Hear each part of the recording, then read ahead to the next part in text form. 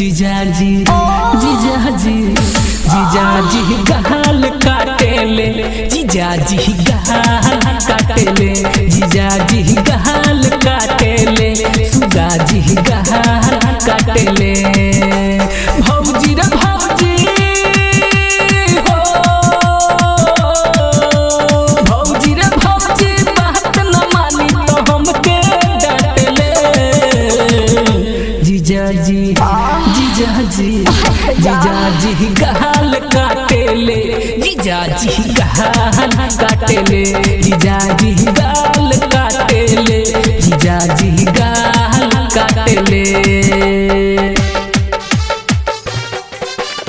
महिमा डीजे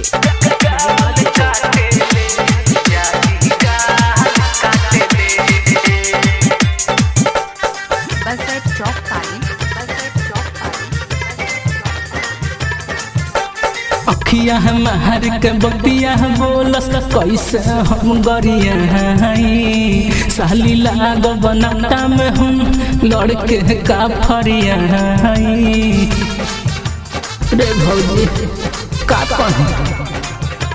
हाँ हाँ हाँ अखिया हमार के बतिया बोलस कैसे हम गरिया साली लाग बनता में हम लड़के का फरिया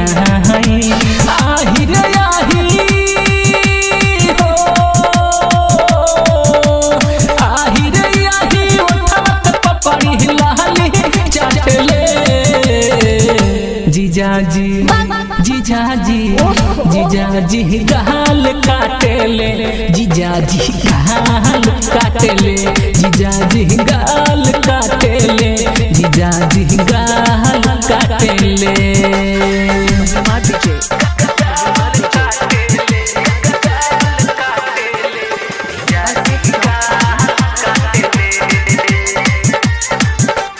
भौजी रे जीजाजी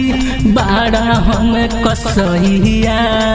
पानी देवे जब जब जाई पकड़े ले है कलैया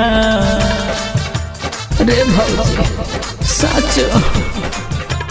हाँ भौजी रे जीजाजी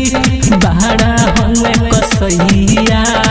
पानी देवे जब जब जाई पकड़े ले है कलैया दैया रे दैया हो दैया रे दैया मोहका पावते ओढ़निया उलाटले जीजाजी जीजाजी जीजाजी गाल काटेले जीजाजी गाल काटेले जीजाजी गाल काटेले जीजाजी गाल काटेले। महिमा डीजे